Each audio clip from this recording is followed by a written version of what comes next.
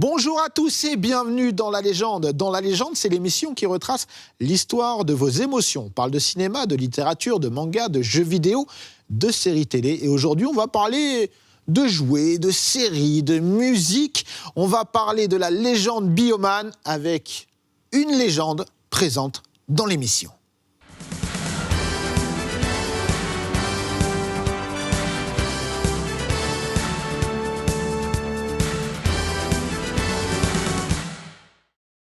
Et pour parler de Bioman, j'ai un plateau de super-héros et même plus, vous allez voir, Romain de la chaîne Archeo Toys, que je recommande à tout le monde. Re-bienvenue sur le plateau. Merci. À côté de toi, nous avons Greg, donc éditeur, légende de la presse jeux vidéo et aussi membre de France 5. On va en parler. Bienvenue. Ah oui, tu ne me l'as pas dit, ça. Et là, évidemment, la légende dans la légende, Bernard Minet. Bonjour, bravo. Bienvenue, mon Minet. Bonjour à tous, mon Sébastien, alors là. Quel plaisir, bonheur. Hein. Quel plaisir de t'avoir. Toujours, vraiment, un plaisir. Et on ne pouvait pas parler de Bioman sans toi, c'était impossible. Merci d'être avec nous. Et en plus, dans un super plateau, bravo. Hein, bravo. Il fallait au moins ça pour t'accueillir. Belle production. Hein. C'est gentil. À ta gauche, nous avons Vincent, tu es traducteur de manga, fan de Sentai. Exactement. Et tu as un compte Twitter... Toculture, ouais. Toculture, très bien documenté, et tu le tiens avec un ami à toi. Ouais, Marvin, ouais. Voilà. Bon, on va pouvoir commencer, parce que c'est une sacrée émission qui nous attend. Déjà, les amis, avant toute chose, j'ai envie de vous dire, Bioman, c'est quoi ?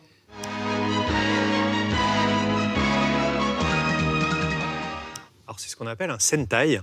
C'est une série japonaise, ce qu'on appelle le tokusatsu. Tokusatsu, ça signifie effets spéciaux en japonais. Et donc, Bioman n'est qu'en fait la Xème saison de ce concept qu'on appelle le Sentai. Alors, le Sentai, c'est escadron de combat. Donc, en fait, à la fin des années 70, on a un mangaka très célèbre au Japon qui s'appelle Ishinomori, qui a créé beaucoup de héros pour la télé japonaise. Il a créé notamment Kamen Rider, Inazuman, etc. Et à l'époque, il y a des deals qui se font entre la télévision japonaise et Marvel. Voilà. Et on réfléchit à peut-être faire une série télé ou un show avec des héros Marvel, genre les Avengers. Voilà. Le projet tombe à l'eau. Ça devient le fameux Spider-Man, la série japonaise de Spider-Man dont on voit les gifs un peu partout sur Internet, etc. Très gênante. Voilà. Mais cette histoire de feuilleton japonais autour des Avengers, ça va rester un petit peu... ça va germer dans la tête d'Ishinomori, qui va d'abord créer un escadron de combat qui va s'appeler donc Go Ranger. Go Ranger signifie en japonais 5 Rangers. La série a énormément de succès. Parce que jusqu'à présent, il y avait un héros, là il y en a 5, donc c'est génial, parce qu'il y a le ténébreux, il y a le rigolo, il y a la fille, il y a une fille. Pour une fois, voilà, les filles se transforment et cassent la gueule aux méchants, c'est super. Et puis voilà, ils ont des aventures assez abracadabrantes, hyper colorées. Et après ça, donc, il va créer encore une deuxième série de héros qui va s'appeler Jack Q. Alors on l'appelle Joker, parce que c'est plus facile à dire, qui elle va un peu moins bien marcher. Mais il ne va pas en rester là, il va créer donc, le premier vrai Sentai comme on l'entend, c'est-à-dire avec 5 personnages qui se transforment, un robot géant, etc. Et ça va s'appeler... la série après Battle Fever G après Joker. Ah oui, Battle Fever G. Alors, Battle Fever G qui est directement inspiré des Avengers. Ouais. On voulait un truc vraiment international. Alors, c'est joué que par des acteurs japonais, mais ils ont tous un pays. Donc, le héros, évidemment, c'est Battle Japan. Et puis après, donc il y a Battle France. Qui fait du flamenco. Voilà. Parce qu'il est français. Du flamenco parce qu'il est français. D'accord. Voilà. Belle spécificité. Et il est coiffeur. Il est coiffeur. Ah oui. Voilà. Donc il y a Battle Kenya. Donc il se balade en pagne dans la rue avec un ours. Des ours. Voilà. Bien sûr. Donc il y a Battle Cossack. Ah. Le soviétique. Donc, voilà. Donc lui, il fait du cheval. Voilà. Et t'as Miss America. Voilà. Et Miss America, c'est une japonaise qui fait de la natation. Et quand elle se transforme, elle a son costume et par-dessus, elle a une espèce de perruque blonde. Voilà. D'accord. Est-ce que je peux rajouter une petite Vas-y, question bien sûr. sur Battle Kenya, en fait, c'est Kenji Oba, donc, qui joue, donc c'est XOR qui joue Paddle Kenya dans cette série. C'est son premier rôle à visage découvert récurrent. D'accord, Ouais. mais comment on explique qu'il soit kényan et japonais? On met un pagne, ça suffit. D'accord. On a un pagne, un ours, un ananas. Ça On y est, est. on est en quelle année là? 78. Oui, donc voilà, les détails. Voilà. Pourquoi faire? C'est- Et donc cette série marche très bien. On vend plein de jouets parce que évidemment on vend à la fois Ah, les donc il y figurines. a déjà les jouets. Bah oui, mais toutes ces séries existent parce qu'il y a des jouets. Tu sais, au Japon, le modèle de production, c'est tu as un fabricant de jouets qui va voir le studio Toei, qui dit voilà, il faudrait que je vende des robots, pas de problème, on va te pondre un truc, on va appeler un mangaka, Monsieur Ishinomori, vous avez une idée? Ouais, ça serait 5 héros de 5 pays différents vendus. Hop, on va faire des masques, on va faire des pistolets, on va faire un robot géant. On fait la série, on montre au sponsor, le sponsor est content. Il fabrique le robot qui ressemble à celui de la série est financée. Ah, une anecdote sur les jouets peut-être, Romain ou Alors, forcément, j'en ai énormément. Ce qui est assez intéressant, c'est que forcément, qui dit Bioman dit Bandai, le géant japonais du jouet. C'est déjà Bandai à l'époque sur C'est ce- déjà Bandai, mais en fait, Bandai vient de faire une OPA sur une de ses sociétés sœurs qui s'appelle Poppy et qui jusque-là faisait plutôt des jouets en métal assez lourds, notamment les jouets Battle Fever J. Le problème, c'est que Poppy sont censés faire des jouets qu'on appelle des candy toys, donc juste des jouets dans lesquels il y aurait des bonbons, mais pas de quoi concurrencer leur société sœur. Donc, on va forcer les deux à se retrouver et c'est comme ça que vont arriver les jouets Bioman et notamment toute l'internationalisation de leurs produits. À cette époque-là, peut-être Vincent, tu peux nous raconter, on est sur un contenu japonais uniquement. 100%. 100%. De toute façon, ça n'a pas vraiment changé encore de nos jours. L'internationalisation s'est fait par des adaptations. Mais depuis le début, en fait, le Sentai, et encore aujourd'hui, en fait, c'est quand même avisé pour un public japonais. Donc, on est sur le Japon. Bien sûr, ils ne pensent pas du tout à internationaliser. Ça passe à la télé, on vend des jouets au Japon et on ne va pas plus loin que ça. D'accord. Donc c'est des séries qui durent une 50aine d'épisodes, parce que chaque année, on change de série. Donc Battle Fever s'arrête, on a Denziman. Denziman s'arrête, on a Sun Vulcan. Sun Vulcan s'arrête, on a Google 5, etc., etc. Et on arrive à Bioman, qui est la 6e ou la 7e série. Ah, alors attends, stop. Je pense qu'on va parler dès maintenant de l'arrivée de Bioman, et principalement Bioman en France.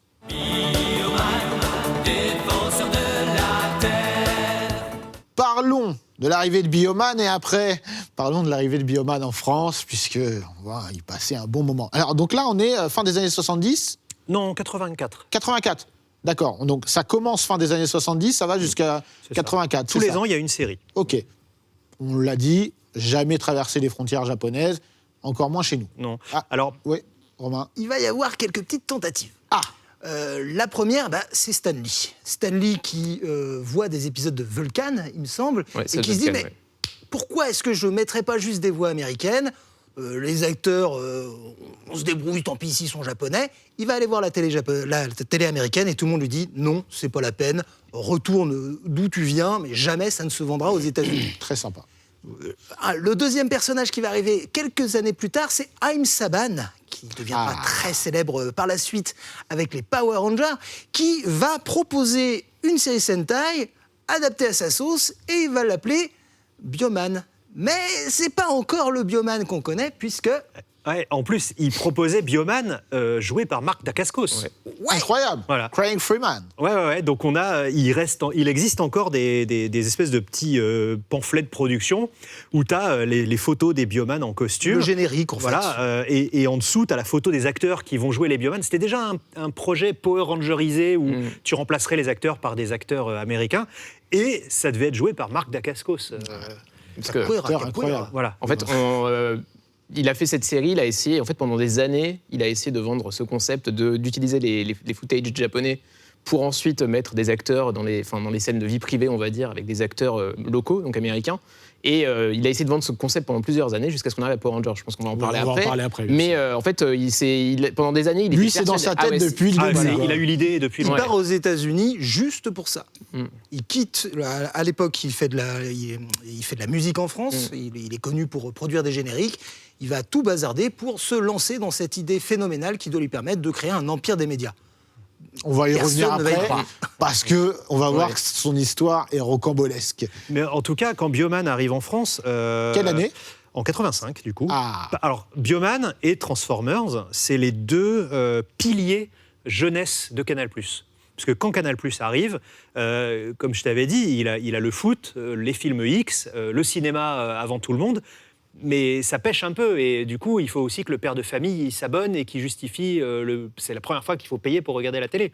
Donc il se dit, on va proposer des programmes jeunesse. Et donc il récupère les Transformers, il récupère Bioman. Donc Bioman arrive d'abord sur Canal+ avant d'arriver dans le Club Dorothée. Tout à fait. Pendant combien d'années parce que 1 an. Alors pendant 1 an, il est diffusé sur Canal+.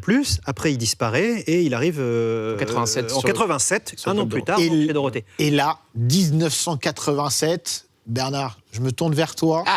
Parce que, évidemment, Bioman, on connaît avec ce générique incroyable que tu interprètes. Tu peux nous le fredonner pour le plaisir. Obligé. Voilà. Mais avant, je voudrais revenir, parce que à quelle heure ça passait, vous vous souvenez à quelle heure ça passait, Bioman, sur Canal+, déjà ? Alors moi, je le regardais, Moi, je sais, c'était matin, non je pense que c'était pendant les grandes vacances Non, de l'été c'était à 85. midi, le programmé à midi, tu vois. Ah ouais? Donc dans une chaîne, oui, moi je me souviens de midi, d'une chaîne qui était très très intimiste, tu vois, elle démarrait, il y avait très peu d'abonnés au tout démarrage. Et à une époque surtout, on regardait pas la télé à midi. Ben non. Tu vois, c'est impossible. Aujourd'hui, ça nous paraît midi, mais là, à cette époque-là, en 1985, on regardait pas la télé à midi, personne, enfin, tu vois. Donc, c'est passé totalement inaperçu. Et moi, je raconte souvent ces histoires-là. Quand j'ai enregistré, avant le Club Dorothée, avant l'antenne, fin août, une quinzaine de chansons. Alors, il y avait des titres, il y avait Silverhawks, Julia Je t'aime, Le Collège Fou Fou Fou. Il y avait G.I. Joe, qui était connu. Voilà, je connaissais 2 titres, en fait. Je connaissais le Goldorak, je me rappelais du Goldorak de Noam, qui était 10 ans avant. Donc, ça me paraissait normal pour une production de changer de générique 10 ans après, tu vois, c'est normal. Et G.I. Joe, qui avait un générique qui avait passé un peu, mais je ne connaissais pas du tout. Mais Bioman, je ne connaissais pas, je ne savais pas. Moi, c'est bien après que j'ai appris qu'il y avait une version française par Barouille. C'est bien après, mais on ne le savait pas, ni Gérard Salès, ni Azoulay. Non. Quand tu l'as en enregistrement, tu sais même pas. Ah non, et en plus, ça a été la chanson la moins bien. Comment dire, on l'a fait en dernier avec Gérard Salès, on l'a chanté dans les derniers. Parce que ces 15 chansons, je les ai chantées sur 8-10 jours, tu vois, je ne les ai pas chantées Bien sûr. Et donc, on arrive à la fin, et d'ailleurs, c'est la moins sophistiquée, et ils ont repris, ils sont même pas... ils ont repris le générique de 30 secondes, je crois, ou 40, qu'ils ont copié 2 fois en plus. Ils ont fait une boucle. Ah oui. C'est pour ça que c'est toujours la même chose, tu vois. C'est extraordinaire. Et voilà, et puis... mais... Là, personne ne peut savoir que ça va devenir ça. On ne peut pas savoir, tu vois. Du fait, on ne peut pas savoir. Et d'ailleurs, on ne savait pas, il n'y avait pas de nostalgie comme ça à cette époque-là. On ne savait pas qu'un dessin animé allait... Donc, on ne peut pas savoir. Vous parliez de Bandai, c'est rigolo, je me souviens très bien. Parce que on croit que Bandai, c'est les Japonais et tout. Mais en fait, Bandai France, à cette époque-là, il y avait un entrepreneur, un bon gars... Lui, homme d'affaires, entrepreneur, c'était même pas les hommes d'affaires. Donc, il venait au Club Dorothée parce qu'ils étaient contents d'avoir un truc qui prenait de l'importance, mais ils savaient pas où du tout ils allaient non plus, tu vois. C'était très mignon, c'était bon enfant. Familial, oui, voilà, tu vois. Et je crois que même qu'il est venu avec sa fille, ils sont venus quelquefois sur le plateau, voir, mais constater, tu vois, mais c'était mignon, c'était familial, oui. Il y avait pas les Japonais. Il n'y avait pas encore ce truc d'argent, tu vois. Il n'y avait pas encore ce truc d'affairisme, pas du tout. Le souci, c'était que Bandai offre un beau truc pour pas trop cher. Tu vois, c'était le souci, voilà. Bien sûr. Oui, ils étaient contents que ça passe à la télé parce qu'ils allaient en vendre plus, quoi. Ouais. Voilà. Et puis, comme tu l'as dit justement, et il y avait cette truc japonais qui ont fait justement pour vendre des jouets et tout, bien sûr. Et toi, quand tu interprètes le générique, à Oui. quel moment où tu vois que waouh? Assez vite. Alors, je dis que cette chanson de cette série est devenue culte très vite. Je l'ai vu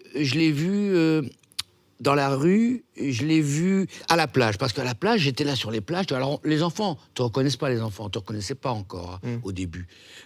Et donc, je suis sur la plage, et tous les gamins autour de moi sur la plage, ils jouaient dans des trous à Bioman. Ils sautaient dans les Bioman, tac, dans les trous. Là, je me dis quand même, tu vois, j'ai compris. Tu vois, vraiment, sur la plage entière. Donc, c'est là que j'ai compris. Et puis aussi, on a compris grâce au top 50. Et c'est là où je voulais en venir. C'est oui. incroyable. Et Alors, top 50, je rappelle pour les plus jeunes, c'est un classement très très important à l'époque sur les ventes de disques. Les ventes de disques. Donc c'était tous les dimanches, je crois, en plus. Ce qu'il faut dire, c'est que c'est la première fois, ça c'était la révolution Canal+, parce que jusqu'à présent, on ne parlait pas de vente. On disait, tel album a fait un carton, tel album a eu le disque d'or, etc. Mais les classements comme ça, aux États-Unis, tout le monde parlait de ce qu'on appelle le Billboard. Mais en France, c'était la première fois que publiquement, et d'ailleurs, ça a fait scandale, le top 50 à l'époque. Enfin, scandale. Enfin, les gens disaient, oui, c'est c'était nul, choquant, parce que forcément, le grand public, il achète que de la merde, Ouais, donc c'est on va pas passer les bonnes chansons.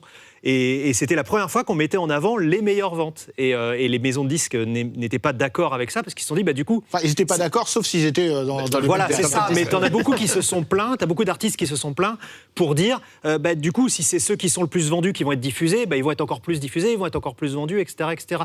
Mais au final, ça a été un super outil pour comprendre les phénomènes de société, parce que Oui. quand Bernard est... Enfin, t'as été 4 fois numéro 1 avec je crois, Non. c'est les 3 premiers génériques de Bioman. Oui, mais ça n'a jamais été numéro 1. Si, Bioman, t'as été numéro 1. Si, Bioman, c'est sûr. Si. Ah, pas au top 50. Bien sûr que si. Mais non. Je te jure que si. Et les mecs, je connais. Mais je te Mais jure. non, c'est monté 9e, mais, Non, mais seulement. t'as été- Non, le record, c'est que c'est resté 36 semaines Ouais. de l'année 88, je crois. L'autre fois, Marc Tosca m'a dit c'est 89. Non, je crois que c'est 88. 36 semaines, c'est le record, tu vois. Mais c'est extraordinaire, incroyable. ça. C'est incroyable. Mes premiers, non. Non, j'ai pas été numéro 1 du top 5. Ah, si, j'en Sinon, suis je frimerais. Mais tu peux. En tout cas, je sais que Marc Tosca, lui, quand tu regardais l'émission, il n'était pas content. Hein, de Oui, c'est passer très de Madonna rigolo. à Bernard Minet. Ah oui, c'est rigolo. Mais si tu veux, Marc, j'ai fait un gala à l'année 80 avec lui la semaine dernière à Isola 2000. Mais Marc, il était... Si vous voulez, Marc, il aimait bien les musiciens quand même. Il savait qu'on était musiciens, bon, de variété certes, mais on savait que nous étions des bons musiciens. Ouais.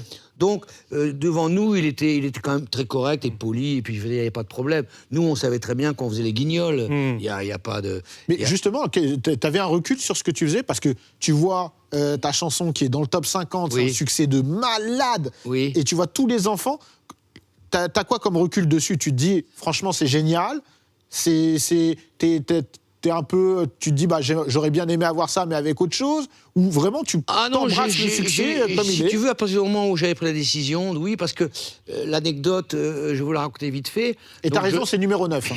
Oui, C'était pas oui, numéro oui. 1 Ouais. Non, mais merci les mecs, merci. Mais dites-le, numéro 1 du top l'aurais 50. mérité. Dans notre cœur, c'était numéro 1. Ah, c'est ça. Ou alors vous avez peut-être confondu avec le top junior, le top Ah, des c'est séries, possible. oui, au club Dorothée. Nous, on avait Ah le top oui. du journal de Michael. Là, j'ai été 52 semaines numéro 1. Ta question. Oui, comment t'as ressenti ce succès, justement? Alors voilà, moi, si tu veux, à partir du moment où Azoulay me convoque, donc tu sais, voilà, Minet, il me convoque à son bureau. Minet, tu sais, Bioman que tu as enregistré dans le truc, la chanson que tu as enregistrée, ça marche bien, on en vend 500 par jour, 500 singles, ce qui est pas mal, tu vois, c'est des bonnes cadences. Ah bah ouais. À l'époque, déjà à l'époque. Donc voilà, il me dit, donc j'ai besoin de quelqu'un pour le représenter. Et comme c'est toi qui l'as chanté, je te le propose. Et moi, je tombe des nues, tu vois. Je fais, mais Jean-Luc, je suis musicien, moi. Tu vois, j'ai dit ça. Je suis musicos, tu vois, d'accompagnement. Ah non, mais... Et lui, non, mais je te demande pas une réponse tout de suite. Tu réfléchis, même 48 heures si tu veux, tu vois. Donc après, là, tu vois, moi, j'ai déjà 33 ans, tu vois, je suis plus un gamin, tu vois. Tu réfléchis. Alors déjà, j'avais choisi d'arrêter les tournées mondiales pour rester avec Dorothée. Donc, tu vois, 6 mois avant. Et là, on faisait... Je sais même pas si on faisait tous les mercredis, pas encore, parce qu'au départ, on ne devait pas faire tous les mercredis. Et là, donc Azoulay et moi, 24 heures, j'ai réfléchi. Et j'ai pensé, j'ai dit quand même, c'est avec la plus grande animatrice du moment, vedette des enfants, Dorothée, tu vois, qui est de Récréa 2 c'est sur TF1. Il y avait peu de chaînes, quand même, tu vois, c'était pas la petite affaire, quand même, tu vois, c'est une belle sans opportunité. penser, bien, voilà, allons-y, on le fait. Donc le lendemain, je suis allé le voir, j'ai dit, écoute, Jean-Luc, d'accord. Et là, il me dit, je reviens à toi, il me dit, ah bah super, alors on va prendre tes mesures, on va faire un costume. Bon, à partir du moment où j'avais dit oui, c'était normal pour des enfants, si tu vois. Moi, à ce moment-là, voilà le costume. Magnifique. Voilà. Et à partir de ce moment-là, alors là, les trucs, c'est des trucs de Monopoly, c'est des jeux, vous savez. C'était des jetons. C'est des Ah oui, jetons d'accord. de jeux. D'accord. Mais oui, et les fils, là, ici, c'est du fil électrique fait par les... Non, c'est du feutre, les traits noirs, que vous voyez. Ah, c'est incroyable. C'est incroyable, hein. Je l'ai toujours, d'ailleurs. C'est ce que j'allais te demander. Tu as toujours Ouais, conservé je l'ai le. toujours. Ouais. Et donc vient le clip. Donc, puis à partir du moment, quand même, je savais que c'était pour les enfants. Donc, j'y vais à fond. Je sais que je joue à Guignol, tu vois. Et donc vient le clip, les premières télés, je suis un peu gauche. Dans le clip, c'est Robert Réal, un grand réalisateur qui travaillait au début du Club Dorothée, qui m'a fait faire tu vois, ce gros plan-là. Voilà, si tu veux, monte tes points comme ça. Donc ça, voilà, on a fait un petit clip, mais après, moi, j'ai jamais rien regretté, si tu veux, j'ai jamais dit, oh là, merde, dans quoi je m'en... Voilà, j'étais là, ça se passait très très bien, le Club Dorothée, c'était une immense émission, il y avait du public, vous revenez, il y avait des gradins, il y avait du public, il y avait une ambiance extraordinaire, Dorothée était extraordinaire, Azoulay, un génie, tu vois, je te cache pas, Azoulay, réussir à gérer tout ça, à briefer, tout inventer, tout faire, un génie, tu vois, il n'y a que lui qui peut faire ça. Donc voilà, je savais bien que j'étais pas dans du truc bidon, tu vois. Et le clip, et puis après, voilà, top 50, et puis là, après, bon, si tu veux, tu te rends pas compte de la notoriété, rien, tu vois. C'est après, quelques mois plus tard, beaucoup plus tard, que quand tu es dans un endroit, les enfants te regardent et les parents sont intrigués. Mais pourquoi tu regardes le monsieur, tu vois? Et ça commence comme ça. Et voilà, mais c'est que mignon. Et puis je peux te dire que moi, j'ai considéré de chanter pour les enfants à un moment. Mais c'est un cadeau du ciel quand tu es un homme ou une femme, tu vois, parce que l'enfant, tu sais que tu lui donnes... Et on ne savait pas du tout, à l'époque, je ne savais pas même quand ça s'est arrêté, qu'on allait en reparler 35 ans après, et d'être là, tu vois... On parlait des adultes en plus. Voilà, et puis qui ont suivi, et c'est magnifique, c'est un cadeau, parce qu'il y a beaucoup de tendresse, tu vois, il y a toujours beaucoup de tendresse, tu vois. Mais oui, et tu réalises quand même aussi que on est beaucoup autour de cette table, ça fait partie de ce qui a contribué à ce qu'on fait aujourd'hui. Ah mais bravo à Dorothée, et bravo aussi aux mecs qui ont acheté tous ces trucs-là. Parce que quand ils ont eu l'antenne, ils avaient 16 heures de programme par semaine, tu vois. C'est Berda qui s'occupait des achats avec son équipe, une équipe de tueurs, lui étant un tueur aussi, Berda. D'ailleurs, il l'a dit dans un reportage, j'ai acheté tout ce qu'il y avait. C'est vrai en plus. Il l'a dit. Donc, et si vous voulez, bravo Berda, parce qu'il ne voulait pas reprendre le manège enchanté, oui, il ne voulait pas, tu vois, racheter. Et c'était là. Ils ont voulu essayer quand même de marquer le coup, tu vois.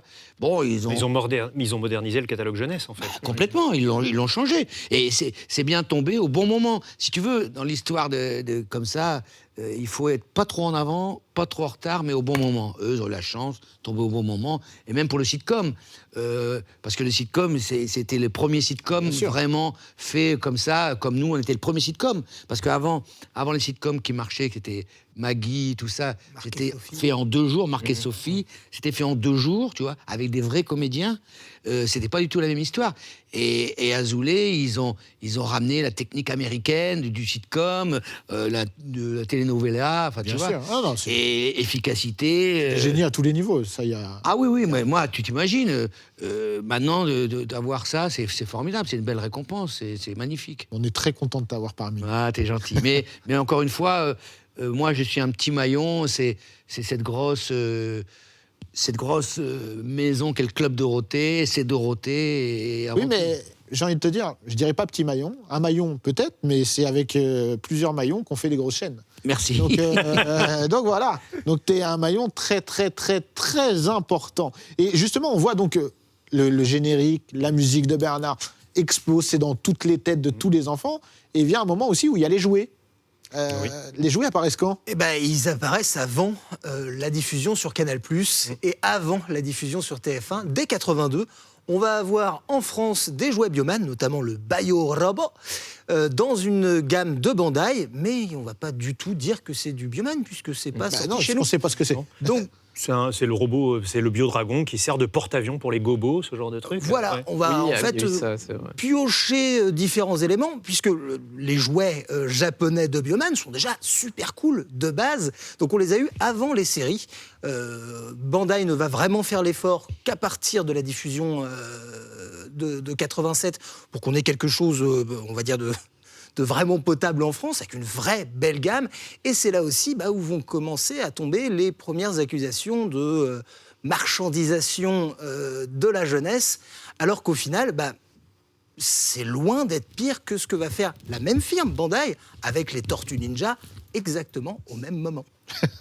Et Vincent, toi, tu es tombé dedans à quel moment? Alors moi, je pense que je suis un peu plus jeune, mais vraiment Oui, pas c'est ce que j'allais grand-chose, dire, ouais, t'as l'air plus jeune que nous. Non, j'ai 36 ans, donc voilà. Mais moi, je suis arrivé à Bioman 3. Donc moi, mon premier générique, c'est Bioman 3. C'est Liveman, donc.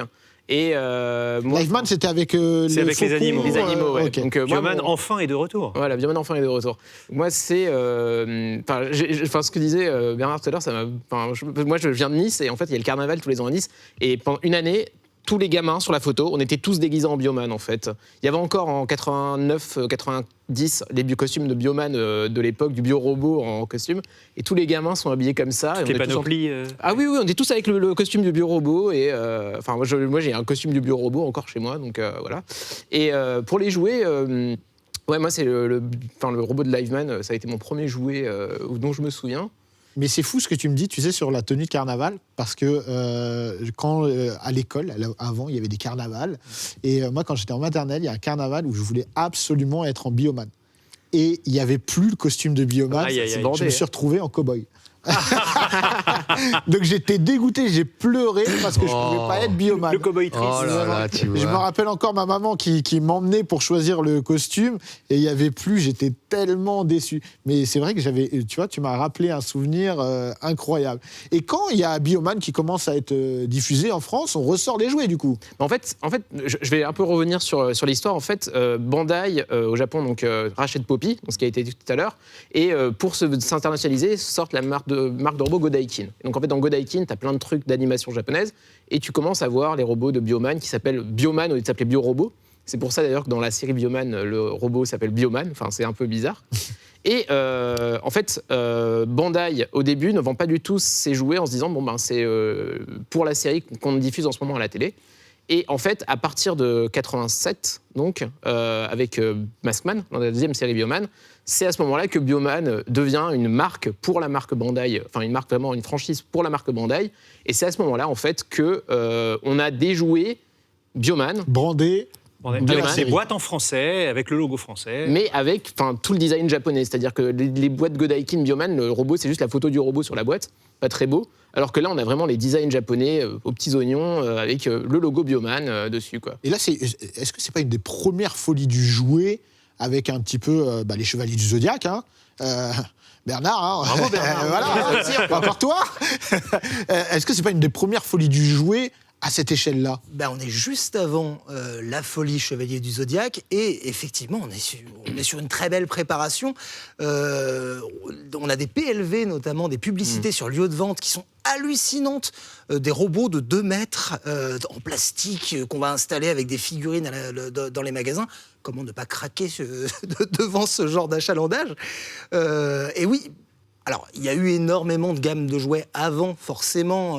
Là, on parle de jouets des années 80. On pourrait parler, je sais pas moi, des jouets Thierry Lafronde ou d'autres trucs qui parleront à d'autres générations. Mais effectivement, là, ça va exploser. Surtout, les parents ont l'impression de ne voir plus que ça. On a parlé des panoplies de la marque César, qui fabriquait alors à Saumur à l'époque. Mais on va avoir les albums de Bernard, on va avoir le robot, on va avoir les figurines. Je pense qu'on a tous eu au moins un Bioman pour quelque chose de bien ou de mal qu'on avait fait. Moi, j'ai eu un terrible accident. Je me suis ouvert le front quand j'avais 4 ans. On m'a offert le Bioman rose.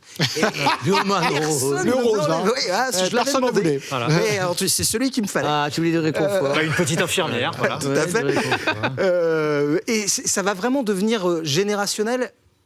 parce qu'on est pile poil à l'époque où on a les premiers hypermarchés. Ou quand tu vas aller faire tes courses, tu vas pouvoir tanner ta mère pour avoir ce Bioman, pour avoir cette figurine Chevalier du Zodiaque. Et on a des boîtages qui sont incroyables. Les rayons jouets sont gigantesques. Les rayons jouets à l'époque sont fous. C'est du rêve, hein. Et pour les disques, les gars, faut pas oublier le manche-disque. Combien de familles m'ont dit « Ah, vous savez, monsieur, on l'a racheté 6 fois, on l'a racheté 3 fois. Pourquoi ? Parce que le manche-disque, vous vous rappelez, le disque, dès qu'il était rayé, c'était mort. On est d'accord ? C'est-à-dire que tout était fichu. Donc le gamin, il comprenait pas.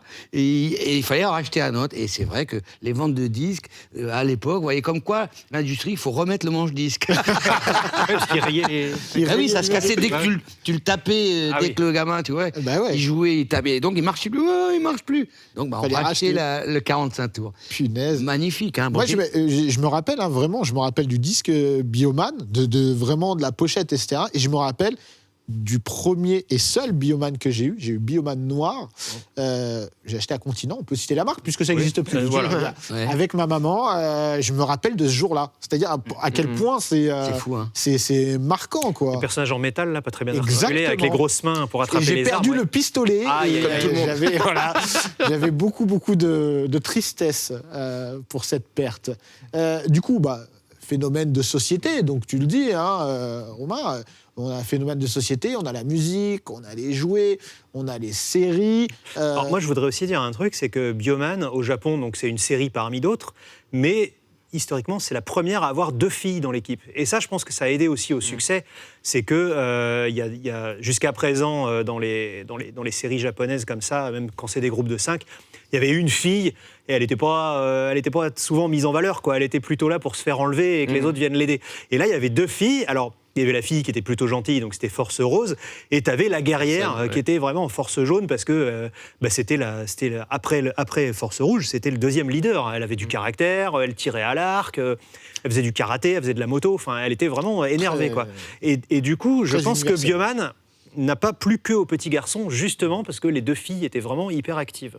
Alors oui, c'est bien de le rappeler, parce qu'on est dans une période principalement masculine, on va dire, où les héros sont masculins, on vend des jouets pour petits garçons et pour petites filles, c'est bien séparé. Ouais. Et là, on incorpore dans une équipe 1 et même 2 filles. C'est ça, parce que quand tu étais fan de G.I. Joe ou quoi et que tu avais une petite sœur, non, va jouer, il n'y a pas de petit fille. Poney. Et alors que là, quand tu joues à Bioman, tu as besoin d'une fille pour faire l'équipe complète, ou 2. Bien. Et du coup, moi je voyais quand dans la cour de l'école, les gens jouaient à Bioman, enfin quand les enfants jouaient à Bioman, il y avait garçons et filles, parce qu'évidemment, il n'y a aucun garçon qui voulait être Force Rose. Donc on allait chercher... Si, en fait. on allait chercher une fille, toi tu seras Force Rose, quoi. Et du coup, les filles étaient vachement intégrées quand les enfants jouaient à Bioman, plus que si tu jouais au Chevalier du Zodiaque ou à des univers beaucoup plus masculins. En plus, ça, Bioman, en fait, si on regarde l'histoire de Bioman, même au Japon, en fait, c'est une série qui a eu plein de petites choses qui ont été révolutionnaires, donc les 2 filles, par exemple. Et en fait, ce qui est intéressant, c'est quand on voit l'histoire de Bioman, comment on est arrivé à mettre 2 filles, c'est qu'au début, on voulait mettre que des garçons. Il y a toujours eu une fille, en fait, dans les Sentai. Là, on s'est dit, on va mettre que des garçons. Et en fait, le producteur des séries, non, on va dans le sens contraire. On va mettre 2 filles. Bandai, non, jamais ça ne marchera. On veut pas 2 filles. On vend à des garçons. Et en fait, le succès est tel que dans l'année, en fait, où Bioman est diffusé, c'était pas prévu au début dans le catalogue de jouets. On a des poupées de la Force Rose et de la Force Jaune pour les filles, pour qu'elles puissent, en fait, elles aussi profiter de jouer avec les garçons dans la cour de récré aussi, avec leurs amis, quoi. Donc, ils ont fait des Licachan. Licachan, c'est l'équivalent de Barbie au Japon, et ils ont fait donc Barbie Force Rose et Barbie Force Jaune. Et justement, je me pose une question, est-ce qu'au Japon ou dans d'autres pays, justement, le générique de Bioman a connu un succès similaire à celui de Bernard? Comme en fait Bioman, contrairement à la France, Bioman c'est pas le premier au Japon. Donc parmi les fans, c'est une des séries vraiment les plus respectées parce qu'il a amené beaucoup de choses au genre. Mais le générique le plus connu, ça va rester celui de la toute première série japonaise, donc Go Ranger. Bioman, le générique est beaucoup chanté dans les concerts commémoratifs, etc. Et il est très apprécié. Mais par exemple, il est moins connu que le générique de Liveman, parce que Liveman, donc, qui sera en France Bioman 3, le héros est joué par un gars qui est une espèce de Johnny Hallyday local, qui est déjà une star de la chanson. Et comme c'est lui qui est le héros et qui en plus chante le générique, il est plus connu finalement. Et Bernard, à aucun moment on t'a proposé de jouer dans la série Non. ou dans une des séries? Non. Parce que Dorothée a joué Dorothée a joué dans Dorothée, Jiraya, c'est ça? Jiraya et Liveman, ouais. Liveman. Et Kamen Rider, qu'on n'a pas eu en France, mais ouais. Les paroles françaises du début de Liveman, de Bioman 3, elles sont terribles. Et j'en fais un petit bout au début dans mon entrée. Et à chaque fois, elles sont terribles. Écoutez comme elles résonnent encore aujourd'hui. De tous les coins de l'univers, la terre est menacée. Bruit de canon et bruit de guerre. Que va-t-il arriver? Vous vous rendez compte? Mais à chaque fois, c'est terrible. Hein. Ouais, heureusement, c'est d'actualité, ça se retranscrit. Oui, mais même ces dernières années, c'est toujours un petit peu... ça fait drôle de chanter des paroles comme ça qui sont... Tu vois? Je voudrais pas qu'elles soient prémonitoires. Ouais, c'est sûr. Toi, quand tu as commencé à voir tous les gens jouer avec les jouets, est-ce qu'à un moment donné, honnêtement, t'en as eu marre de Bioman? Non, jamais. Mais non, jamais. Je te dis, j'étais dans une... Voilà, on était dans une spirale de bonheur, ça marchait... Bon, on avait les critiques, mais pas encore à l'époque, ces critiques-là.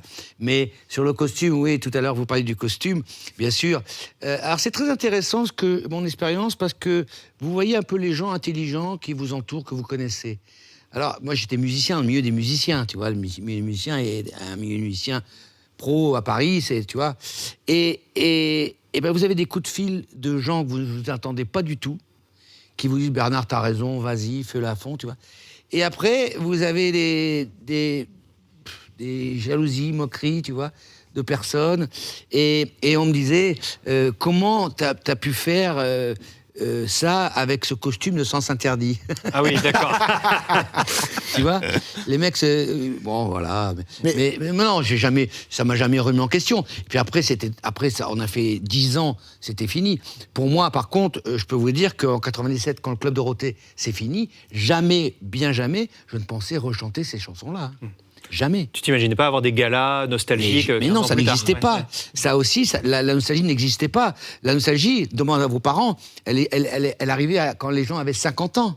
Et tu étais nostalgique de ta danse de jeunesse, mais de 18-20 ans, tu vois, ta jeunesse de 20 ans. Mais puisqu'il n'y avait pas de télé avant, on ne pouvait pas être nostalgique de quoi que ce soit, tu vois.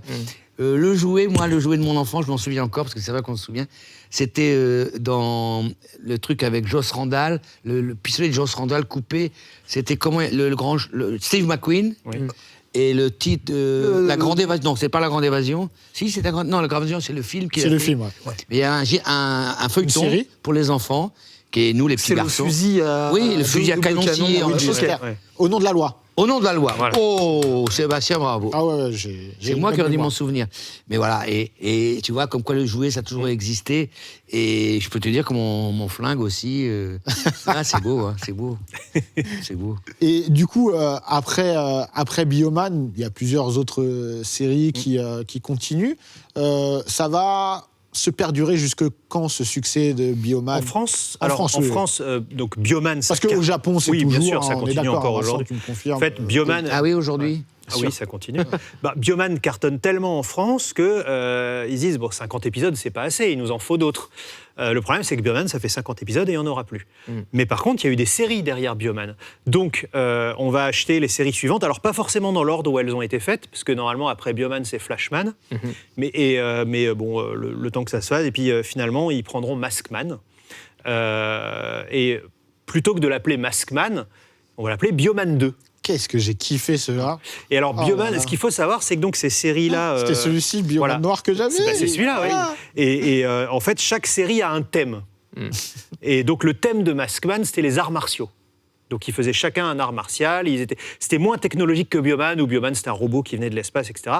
Maskman, c'était des humains qui avaient construit un robot qui se nourrissait de l'énergie des arts martiaux. Donc, les 5 Bioman... Enfin, les 5 héros de Maskman sont des spécialistes d'arts martiaux qui arrivent justement à manipuler l'énergie et le robot grâce à leur énergie intérieure, c'est le ki. Bien sûr. Voilà. Et du coup, on appelle ça Bioman 2, mais ça n'a rien à voir avec Bioman. Enfin, c'est 5 héros, ils se transforment, etc. Mais il n'y a aucun lien scénaristique, en fait. Et ça marche comme ça, hein, a priori. Dis-moi Bioman. Alors, je vais vous préciser, je suis certain que le responsable de ça à l'origine, c'est Jean-Luc Azoulay.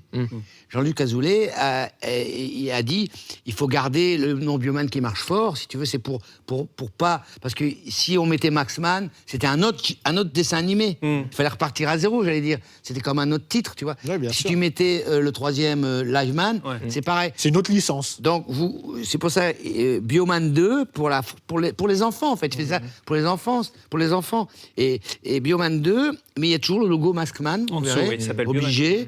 Et pareil pour Liveman et tout. Mais ça, c'est Jean-Luc Azoulay qui a voulu pour les enfants, pas de dispersion, tu vois. Ben, d'ailleurs, aujourd'hui, le mot bioman est connu en tant que tel. C'est-à-dire que quand tu veux... Alors nous, les fans, quand on parle entre nous de séries live japonaises, on parle d'un Sentai ou on parle d'un Toku, pour Tokusatsu, mais pour le grand public... une série japonaise avec des héros qui se bagarrent et qui se transforment, t'appelles ça un bioman. Et d'ailleurs, Ou une série à la bioman. tu as sorti la Bible Tout à fait. Bioman, que je recommande à tous. La Bible de Bioman. Qui est excellent sur le phénomène japonais. Tout à fait. Alors, dans cette Bible de Bioman, en fait, j'ai repris des documents d'époque qui sont absolument extraordinaires, parce que c'est des épisodes qui étaient tournés toutes les semaines. Et au Japon, donc, il y avait un magazine pour enfants qui est en fait un magazine qui reprenait tous les héros de la télé, comme on a eu en France un peu Télé Junior, ce genre de choses. Et c'est des documents incroyables parce qu'ils avaient un photographe qui, toutes les semaines, allait sur le tournage de tous les épisodes. Et donc, c'est des images d'archives extraordinaires que cet éditeur a conservées encore aujourd'hui. Donc, c'est des photos qui ont 35-40 ans. Et j'ai négocié avec eux pour récupérer toute cette documentation des 3 séries Bioman. Donc, Bioman 2 Maskman et Bioman 3 Liveman. Et on a récupéré toutes ces photos qui sont encore d'une qualité incroyable. C'est des documents d'archives hyper précieux parce que tu vas retrouver à la fois donc, des photos d'époque, mais aussi des photos de production. Tu vas avoir des photos de tournage, tu as les photos de chaque monstre, parce que chaque semaine ils tuent un monstre différent, donc ils prennent le monstre en pause comme ça, tu le vois jamais dans la série comme ça, mais il est en pied. Le bouquin est fabuleux, honnêtement. Et il est plein d'anecdotes, il est plein plein d'interviews, et on découvre que en fait, c'était pas du tout des super productions, ces trucs-là. Il fallait aller très très vite. Tu parlais des sitcoms AB où il fallait tourner très vite. Par exemple, dans ce bouquin-là, ils expliquent que toutes les semaines, pour faire les monstres en latex, ils n'avaient pas assez de matière. Ils allaient au supermarché du coin, ils achetaient tous les tapis de bain qui existaient. Et du coup, le supermarché, chaque semaine, il devait restocker du tapis de bain en mousse expansée. Parce que chaque semaine, les gars de l'atelier, ils allaient prendre tous les tapis de bain qu'ils faisaient fondre pour récupérer la mousse et faire les cornes, faire les trompes. Et donc, c'est bourré d'anecdotes comme ça. Les mecs étaient hyper speed. C'était fait dans le speed. Ils expliquent un épisode.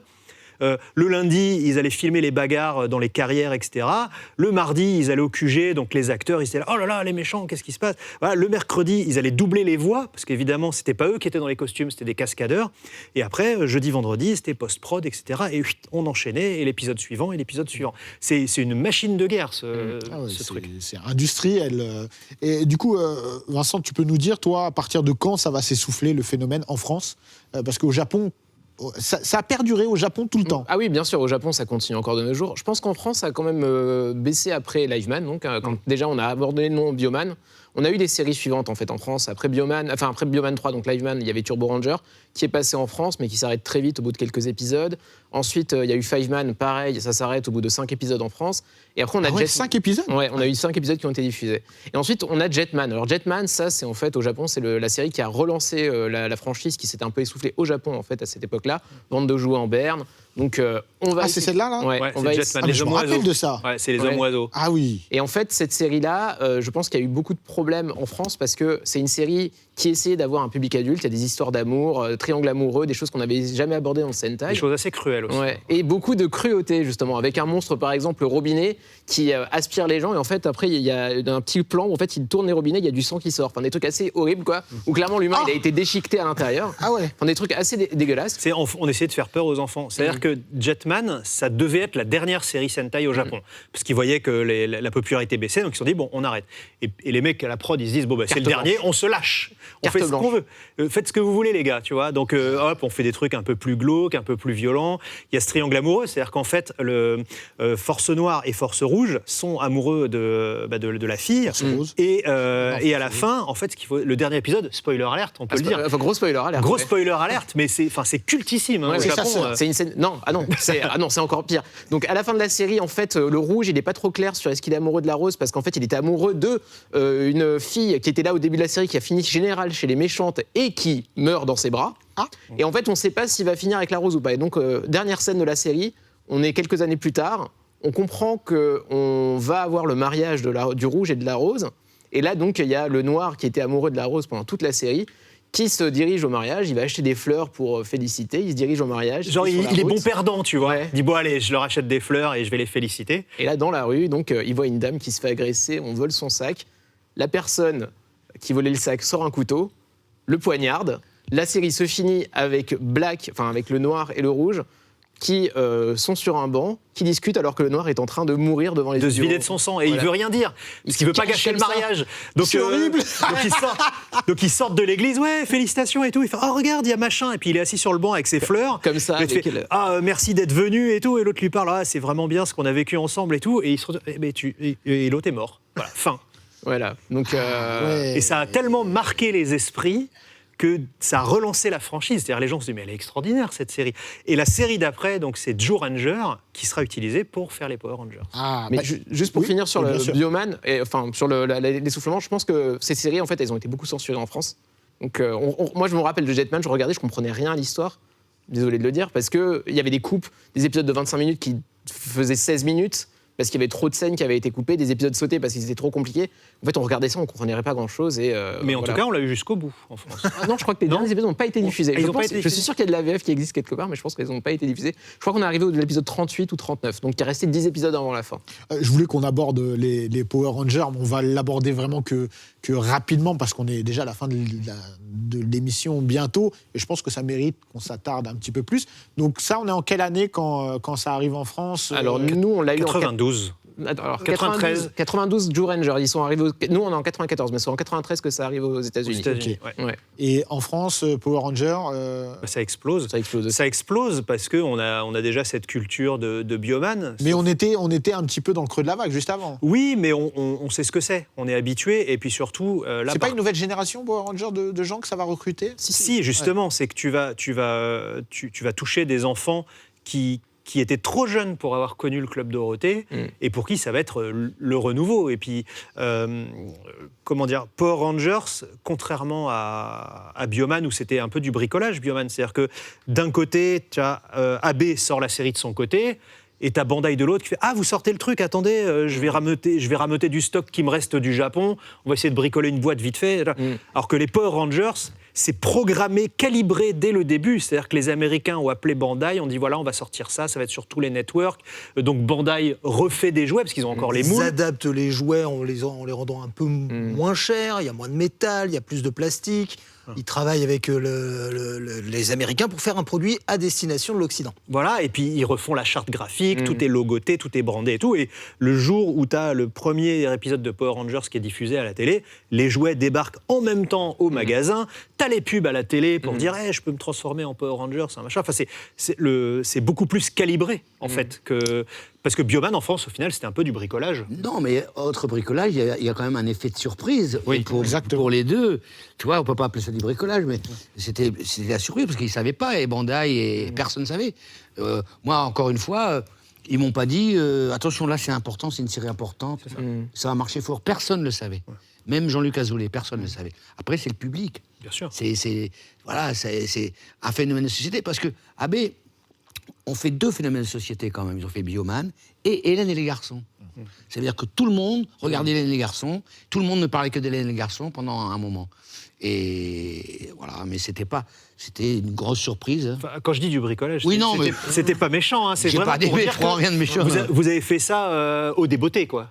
Oui, mais c'était C'était la pas surprise. préparé. Je vous ai parlé de Bandai tout à l'heure, voilà, c'est ça. Et c'est vrai, Oui, vas-y. si on compare la machine de guerre qui a été Power Ranger, avec notamment Aim Saban, dont on parlait tout à l'heure derrière, qui est un mania des médias, vraiment. On fera une émission spéciale pour Power Rangers, parce que je pense qu'il y a matière. Ah oui, Il ne perd jamais. C'est peut-être cette dimension qui nous paraît industrialisée, pour le coup. C'est tout simplement les bonnes vieilles techniques à l'américaine. Je veux dire, oui, en fait, toutes les séries Bioman ont permis de préparer le terrain pour après, et par expérience, en se disant, ça a bien marché là, t'inquiète pas qu'on va préparer les choses correctement pour Power Rangers. En fait, donc Khalif Saban, donc on l'avait dit, il avait essayé d'adapter Bioman, et quand il va aux États-Unis, encore une fois, il est depuis plusieurs années aux États-Unis, bien sûr, l'argument Bioman, ça a marché en France. Un enfant occidental peut très bien regarder une série comme ça. Et en fait, justement, quand le premier épisode de Power Rangers est diffusé à la télé américaine, le lendemain, apparemment, c'est la cohue dans les magasins de jouets parce que tout le monde veut son Megazord, tout le monde veut sa figurine. Donc là, il y a un vrai phénomène de société qui ensuite permet aussi d'appuyer aussi la machine de guerre Bandai America qui revient en fait avec Bandai Europe. Pour faire la même chose, en fait, recréer le phénomène en France, sachant qu'en plus, on avait ce passif de Bioman qui permettait de mieux installer encore... d'appuyer encore plus... Moi, je voudrais d'ailleurs souligner un truc qui est très très important, c'est que quand Power Rangers sort, moi qui fais partie de la première génération des gens qui regardaient Xor et Bioman et Sangokai, Toi, t'aimes pas. C'était pas. Moi, j'ai pas aimé. Je le dis. C'est pas que j'ai pas aimé, c'est que aujourd'hui, je respecte la série parce qu'elle a été construite plutôt pas trop mal avec les éléments qu'ils avaient. Mais à ce moment-là, je déteste parce que je me dis, mais c'est pas ça le vrai truc. Et moi, je sais, tu vois, ça vient du Japon et tout. C'est pas le vrai truc. C'est du Lidl Cola, tu vois. C'est pas le vrai. Ils ont changé l'étiquette, mais c'est pas ça. Pour moi, c'est plus Bioman en fait. C'est ça aussi le problème. Ça. Et puis, ce qui m'embête, c'est qu'à l'époque, les médias qui adoraient taper sur le Club Dorothée te disent, regardez, c'est pas ces saloperies de trucs japonais, c'est un vrai truc américain et tout. Mais vous êtes complètement tarés ou quoi? C'est les mêmes. Ils ont juste mis un voilà. Et moi, il y a quelque chose qui m'a beaucoup marqué aussi, c'est qu'on t'explique. Regardez, les Power Rangers, en fait, il y a un blanc, il y a une asiatique, il y a un noir, il y a machin. Et parce que c'est très important. Et en fait, je comprends l'idée qui est derrière ça.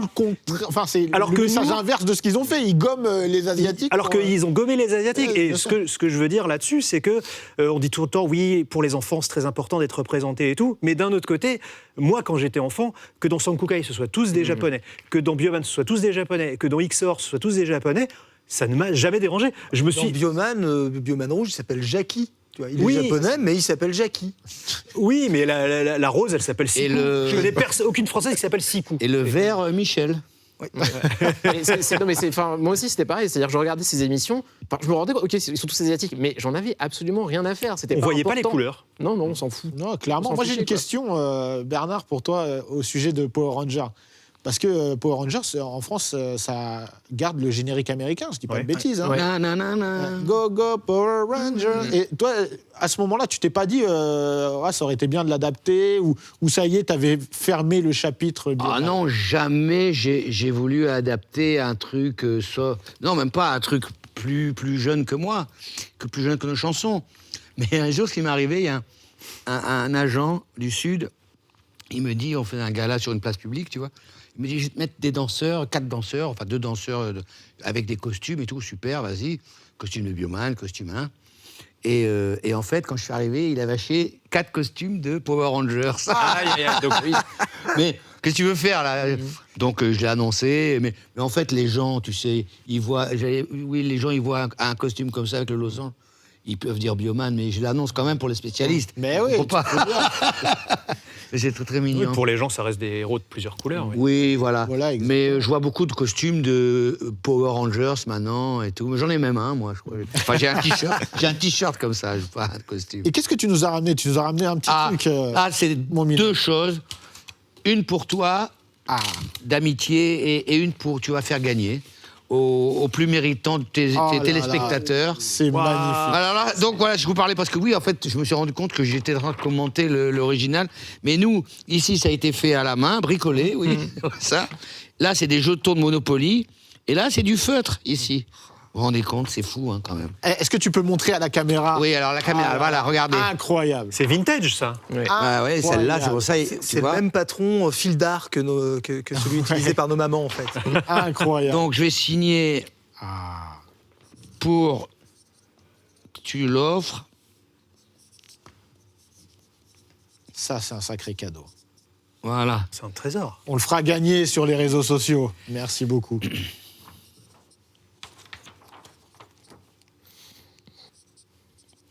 Incroyable.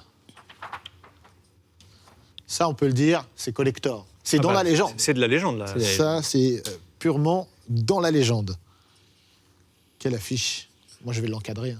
Je ne peux pas dans faire ton bureau, là. autre Hop. chose. Ah oui, vraiment. Il est à ton nom, je le vois. Et en plus, ce qui est magnifique, c'est qu'on va conclure l'émission sur ce moment incroyable de générosité de Bernard. Mais c'est vrai qu'il y a bien quelque chose qui nous reste de Bioman. Je sais pas, pour nous tous, c'est le générique, c'est quelque chose qui est tellement marquant, tellement iconique. Bah, c'est ce qui revient. C'est quelque chose que tous les gamins de l'époque ont encore en tête. Et ces gamins, c'est devenu nous, en fait. Et il faut rendre hommage à Jean-Luc Azoulay. Vous savez que c'est Jean-François Pourry, l'auteur, mais c'est la même personne. Tu le sais plus. Évidemment. Et parce que, justement, il a voulu faire des chansons, et Bioman est l'exemple, une chanson très simple, très efficace, avec des bons mots.